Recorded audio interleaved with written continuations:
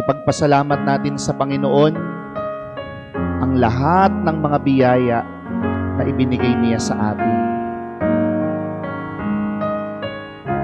Salamat sa Diyos, buhay pa tayo.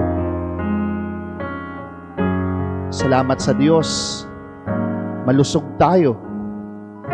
Salamat sa Diyos, bagamat may mga pagsubok, nakakaraos, na itataguyod, hindi sumusuko. Lord God, salamat po sa lahat ng mga biyaya na ibinibigay ninyo sa amin. Tulungan po ninyo kami palagi, gabayan po ninyo kami palagi, ingatan po ninyo kami palagi. Lalo na po yung mga